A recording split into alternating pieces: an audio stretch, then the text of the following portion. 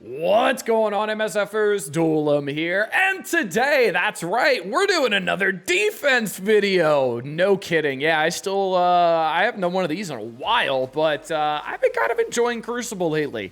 Kind of the laid-back version of not really trying to push super hard or anything like that, but I'm having a blast, so I figured I'd make a defense video for the last week, and then obviously I'll make one for the new season as well. So, here's what we got. Room number one, teamwork. Obviously, strikers are getting assists, all that kind of good stuff. So, room number one, we're going to be running Illuminati with Songbird and Big Time Spider-Man. Everybody is a striker. What's interesting about this and what I liked that my opponent did last round against me is Big Time Spider-Man is technically chargeable. Even though he's only chargeable in war, he still has the chargeable tag, which means he's going to have more damage than Black Panther Shuri is. So bringing in Old Man Logan in here will not stop the charges from Shuri. Songbird, obviously very fast at 132 speed, so she's going to go very, very quick with that ultimate, get a bunch of those assists rolling in, and then Illuminati is also very fast as always. So it's nothing too crazy, but I'm still using a three-piece older team, Songbird, who I wasn't using anywhere, and then Big Time Spider-Man, who I absolutely wasn't using everywhere. But it's still a formidable defense if you mess it up or don't have the speed to get ahead of this. So I figured, why not? Let's do it. It looks pretty fun. So yeah, that's what I'm running there.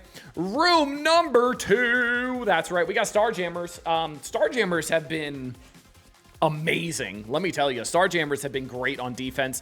The room rule means absolutely nothing on this, but the fact that Starjammers is still taking a very big team, they're taking a mirror matchup, they're taking a cursed, anything like that, I'll take it, right? And I've had people dropping fights into this a bunch too, which has been really, really nice. And I know Starjammers are great on offense still, but having them on defense has been very, very nice to have, and I have been enjoying it thoroughly. So yeah, Starjammers in room number two.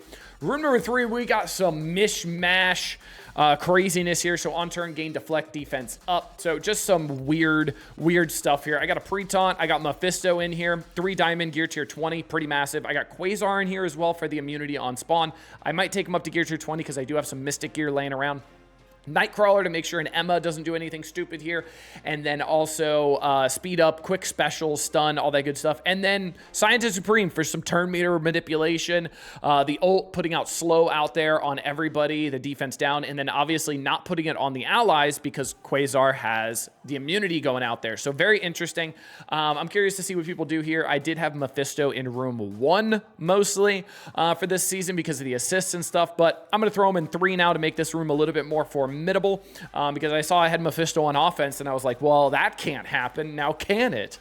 Can't have Mephisto on offense, even though I know a lot of people have been doing that. Pair him with Kahori, and that is a really good option with Kahori, Mephisto, and Blastar. Very, very formidable offense team, obviously, but I figured let's keep Mephisto on defense because I already have Professor X on offense. A little bit of a spoiler there, and I'm going to keep him there.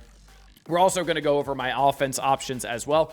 Room number 4, on spawn, gain revive once with 50% max health. This is going to be the obvious choice here, right? We've got Annihilators with Sus and Null. This is what a lot of people have been running, and for good reason. This defense is really, really good, and it is causing a lot of issues. I know a lot of people were like, oh, just use Starjammers here. Just use, you know, whatever, but I have Starjammers on defense. A curse struggles into this. There's a lot of things that struggle into this. I did have somebody one-shot it with Immortal. I believe it was in round 3 because he had like gear tier 20 on every Immortal, so that was probably a reason why. But it's still a great defense. I enjoy it. I know Blastar comps can destroy this, but yeah, I enjoy this defense. I think it's fun. I think it's cool. I think it's annoying as well, which is really, really fun. So yeah, I'm going to keep running this, and it is going to continue taking big teams like a Blastar team, right? Nothing wrong with that. Rule number 5, it pours when a negative effect is applied to a character. Increase the duration of all negative effects on that ally of that character by 1. I'm going full Brimstone in here.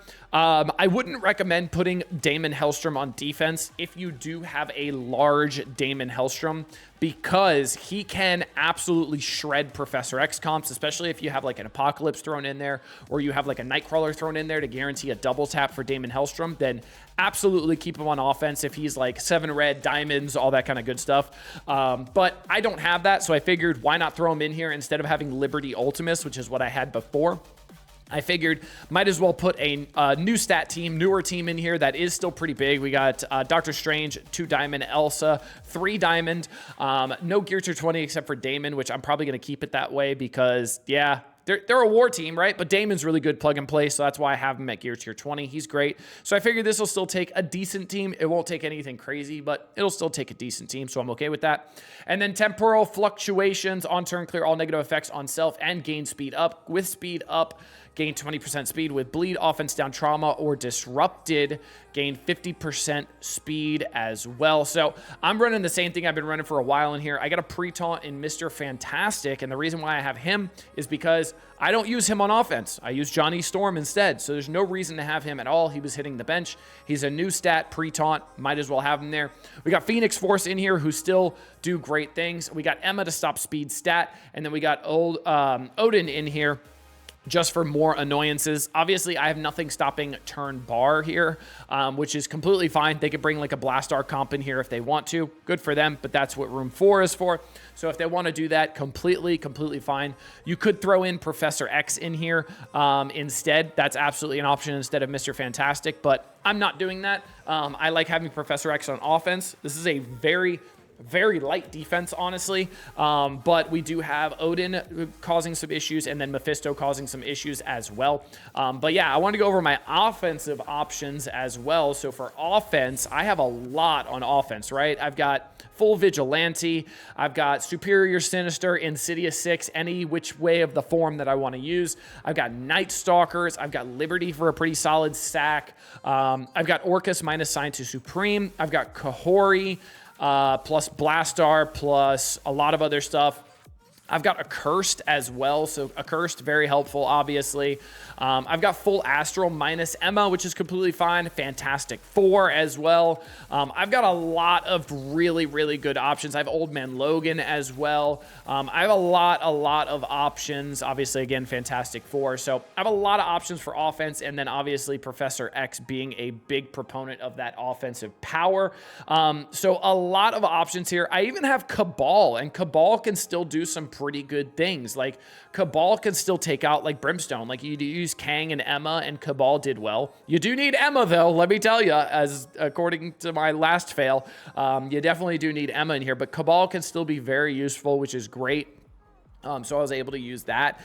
So Cabal's still doing some pretty good things. I have Apocalypse on offense as well. So some really good plug and play options here.